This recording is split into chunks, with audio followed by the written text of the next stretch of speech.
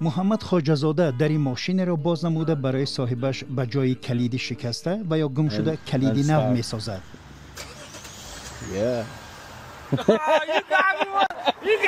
این کار در اینترنت هم پخش شده برای خواجه‌زاده هزارها هوادار و بیننده جمع می‌کنند. در دوام 2 سال کار در امریکا این مهاجر تاجیک به یک ستاره شبکه‌های اجتماعی تبدیل یافته است. قبل از هجرت به امریکا خواجه‌زاده در روسیه و دبی کار و زندگی کرده است. در شهر تیومن روسیه آشخانه و تجارت موفقه را اندازی کرده بود. зафиксировали мировой рекорд по самой длинной шаурме. اما این دستاور به خواجه‌زاده دردسر Это чувствовалось со стороны закона, со стороны властей. احساس می‌کردم که موفقیت من در صاحبکاری به مقامات پسند نیست. بعضی‌ها میگفتند که تو چی فکر می‌کنی؟ اومدی اینجا پول کار می‌کنی و ما تماشا خواهیم کرد. در امریکا باشد فکر می‌کنم کسی کار ندارد. همچون مهاجر هیچ فشاری احساس نمی‌کنم. اینجا می‌توانی درآمد به دست آوری، ثروتمند شوی و نترسی که تعقیب می‌شوی.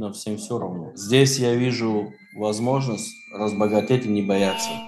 خواجه‌زاده برای مشکل ناچیزی در سندهایش از روسیه اخراج شد. بعداً به امریکا مهاجرت کرده کسب قفل‌سازی اتومبیلی را اختیار نمود. به همین وسیله او یک کسب مکانیکی را به هنر تبدیل داد. خواجه‌زاده در نوارهایش با شوخی و سخنان شیرین نازکی‌های بازنمودنی در این ماشین را تعلیم می‌دهد. Смотрите, она не запускается, да? А если мы говорим бисмилля, она запустится. Видишь? Уже не первый раз такая ситуация. Я приезжаю, говорю, что случилось? Говорю, мы потеряли ключ. А это что? خواجه‌زاده سر موفقیتش را این طور شرح می‌دهد. С искренностью. Из-за того, من что صمیمی هستم. نوارهایم را توسط دوربین پخش می‌کنم که در عینک نصب شده است. هیچگاه صحنه‌سازی نمی‌کنم. نقشی نبودن نمی‌آفرم. دائما صمیمی هستم. طوری معلوم می‌شود صمیمیت مالی سرخریدار بوده است. что это сейчас большой دефицит. شهرت در شبکه‌های اجتماعی امکان داد که خواجه‌زاده برای مهاجران دیگر مکتب قفل‌سازی بنیاد نماید. حالا تحت رهبری او 3 مکتب تعلیم قفل‌سازی عمل می‌کند. فعلا بخش اساسی تعلیم در شهر میامی فلوریدا می‌گذرد. بعد درس خواجه‌زاده و شاگردانش غذای با لذت آماده نموده در لب حوض استراحت می‌کنند.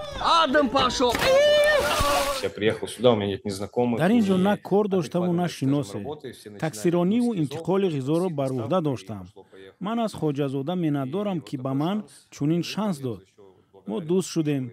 او مرا به نوزیک‌های قفل‌سازی آشنا کرد. من همچون استاد در مکتبش تعلیم می‌دهم.